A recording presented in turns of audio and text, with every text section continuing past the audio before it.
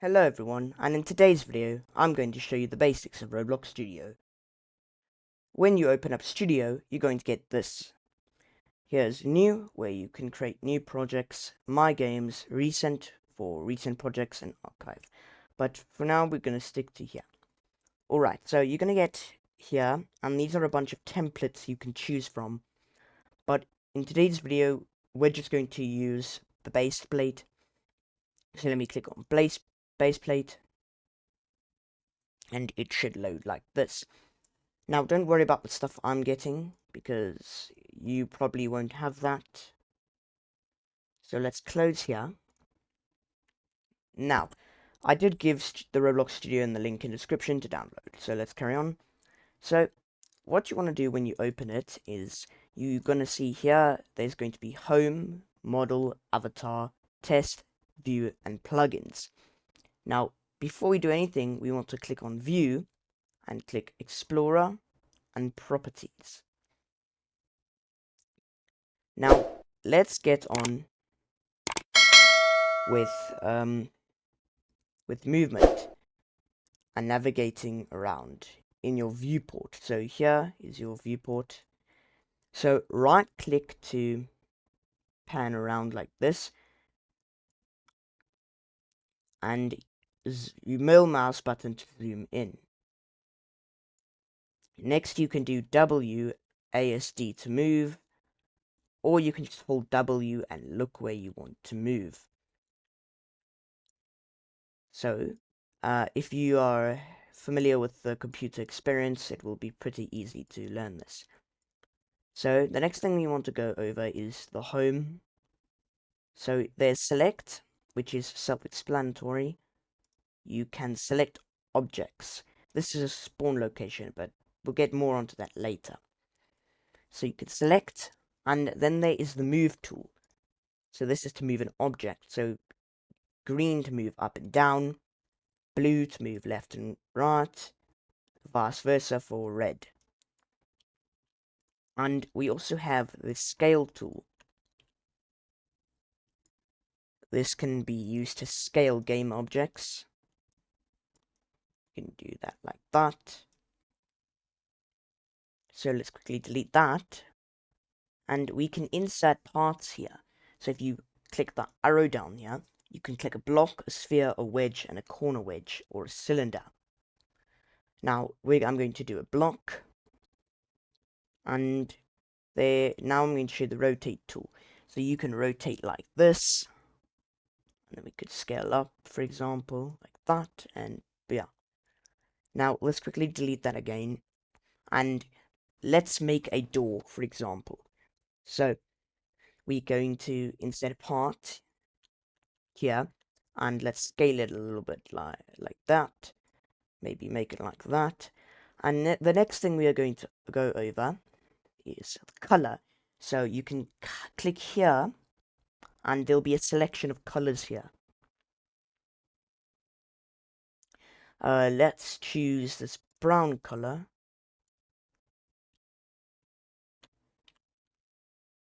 Right over here. And now we could insert, let's say, a sphere for the handle. Let's place it in there. And let's make this yellow.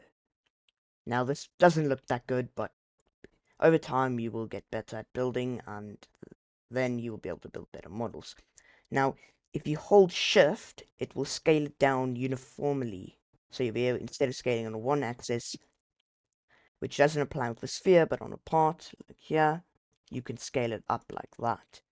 So, as you can see, we scaled it down. And let's use the select tool and put it like that. Now, we can use the move tool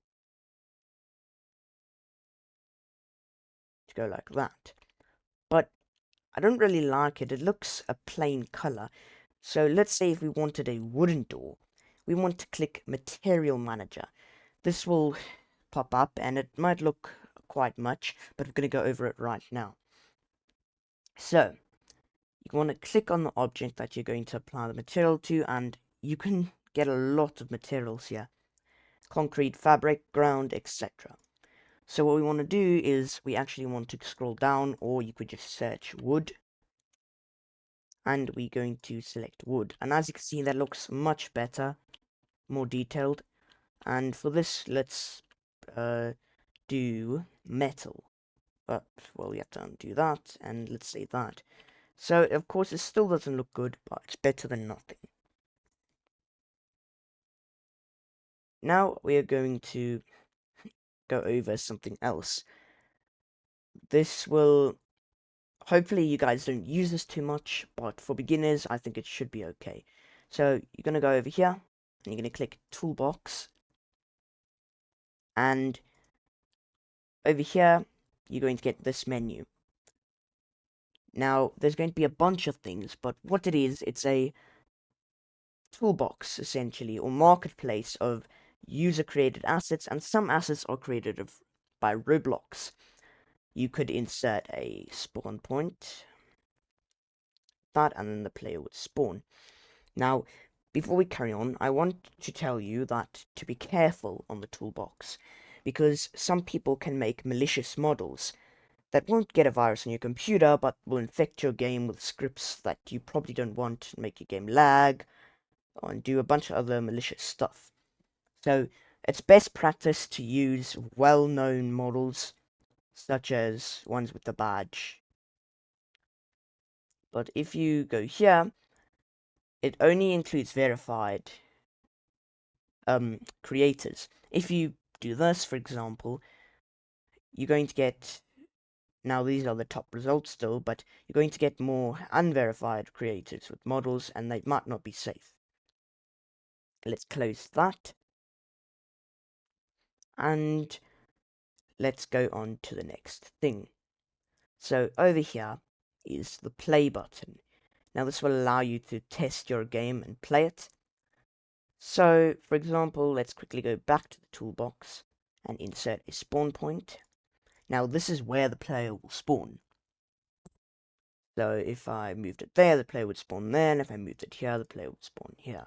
So if we click play,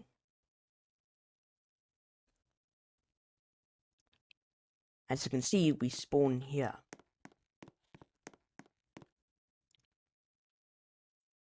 Now let's move on to the model.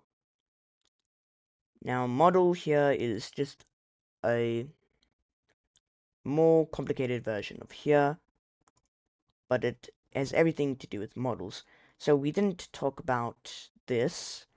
Go here, there is the transform. Now I don't really use this, but you could use it. I personally don't like using it, but it's up to you. And now let's go over something else. So there's something called anchor. And for example, if I put this up here, and I make this like that, and just, there's also a button, speaking of that, there's also a button here called duplicate, where you can duplicate it. The shortcut is Control D.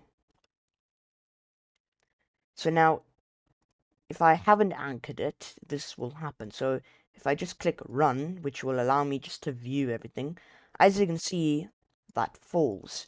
Now if we stop that real quickly, and select all like this, and we click anchor, and then we click run,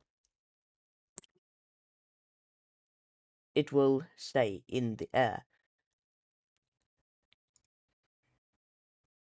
The next thing is, let's say you have a big object right next to a bunch of objects, and you don't really want to select it. So let's say you wanted, like, there's a lot of objects, but you didn't want this color object, and you still wanted to select it like that. Well, you could go like this and click lock, not group. We'll go over that soon. Click lock, and you're going to click here. This lock icon will come up, and you're going to go like that, and you're going to click lock again. Now, as you can see, don't know why that is unlocked. Just going to do the same thing. As you can see, that you cannot select it anymore. So hope that I found it useful. The next thing is, let's say we had this. Now if you want to group something together, so like you built a tree, for example, let's build a tree here. Now we're going to rotate this.